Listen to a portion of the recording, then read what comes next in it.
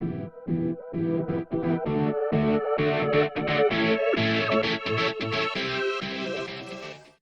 are folks in my office for our first Zoom recorded lesson.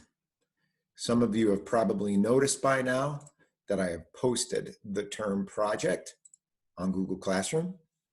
And this is the class chess set. Talked about this before we took off on the shutdown.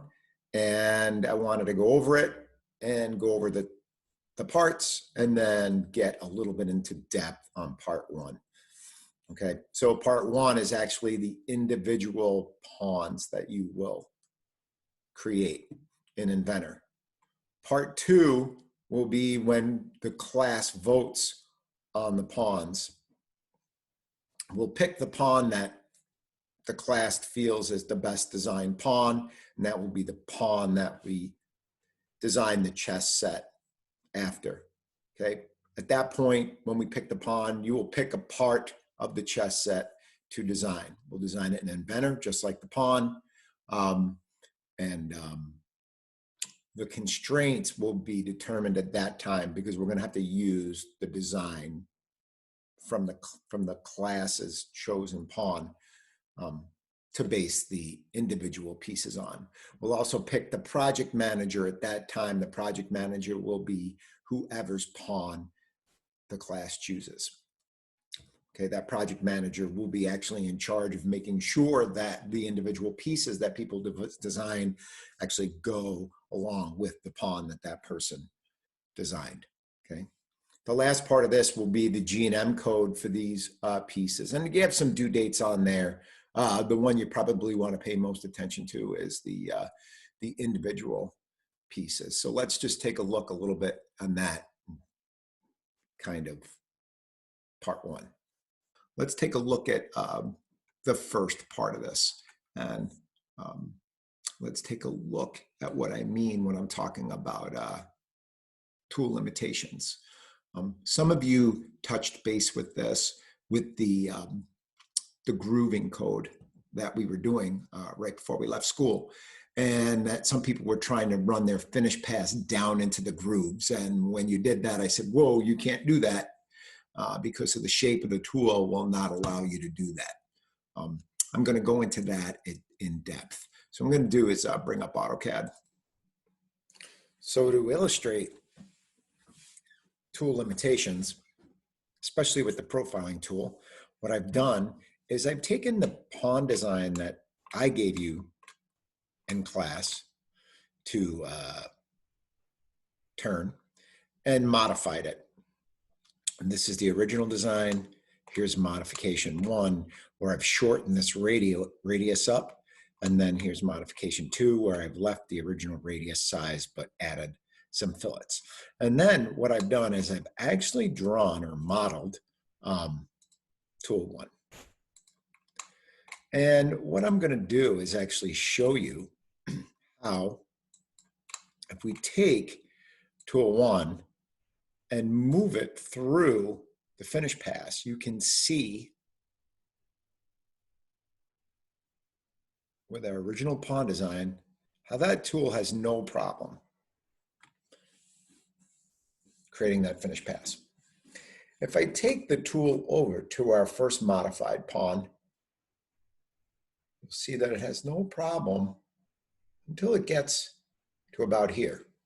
And when it gets here, you can see that the leading edge of the tool is going to actually crash into the part.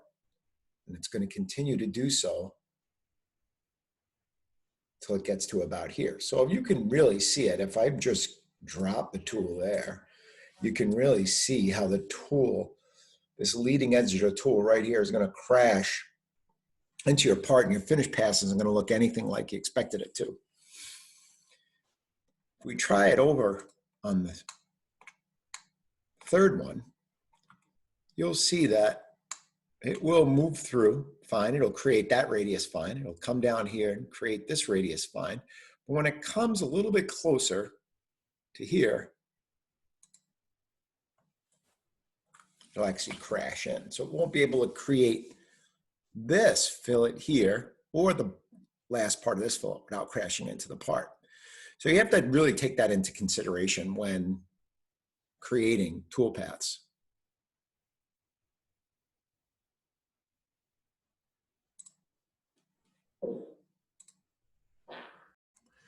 So what I'm going to show you next is how to create the tool in order to check your designs. So in AutoCAD, I'm going to draw the tool. So I'm right in that same file. I'm going to draw the tool. I'm going to start with the line command. Notice that I have a new layer called the tool layer, and I made that layer green just so it would stand out. I'm going to use the tool dimensions in order to create the tool. So the length of the side of the tool is 3/16. And then we have a 55-degree angle between the edges of the tool. I have to use 35 degrees with a polar coordinate because we're measuring from 0. So I'm going to do at 3/16 again, the length of the side of the tool, less than 35 degrees. And if you check that there, I can check it with a dimension. And that's 55 degrees.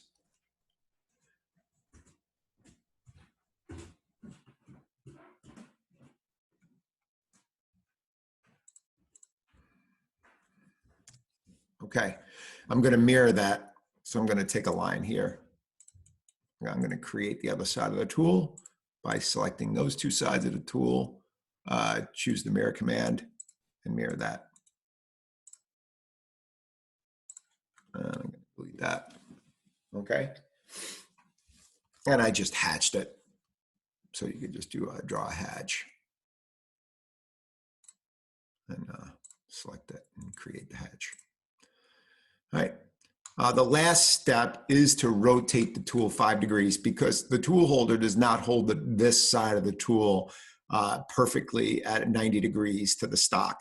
You've all noticed that when you touched off your part, you didn't drag this whole side of the tool on the part. It was really just the tip. That's a 5-degree angle. So I'm going to use the rotation command. And that is the base point. And I'm just going to rotate it -5 degrees. So it rotates clockwise. And there it is. So there's your tool. You could block this if you wanted to. Might be a nice way to do it. This way, when you're moving it around, you could just click on it and drag the whole thing. That's up to you. It's really just something for you to use so you can check your designs. And, you know, when you're in Inventor, you can really kind of take a look at things.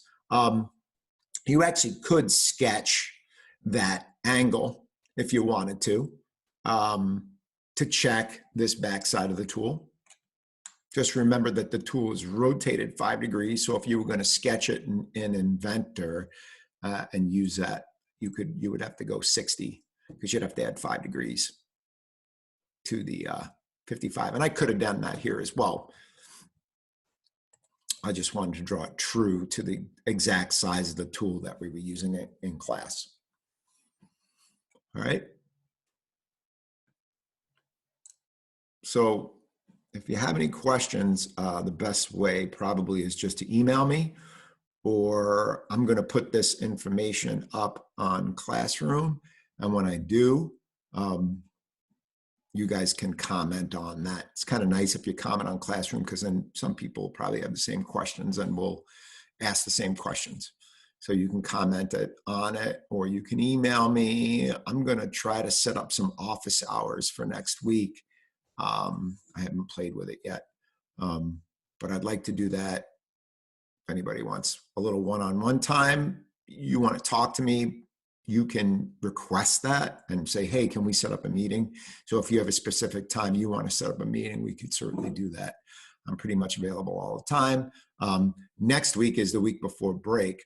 That's why I want these by Friday, by a week from today, have those initial designs done so that over break I can get them posted up and everything. And then when we get back from break, you guys can vote on them and then start your designs, either in school or at home. So, all right, man. Hope everybody is having a good day and enjoy your weekend. And we'll be looking for you on Classroom. Thank you. Bye.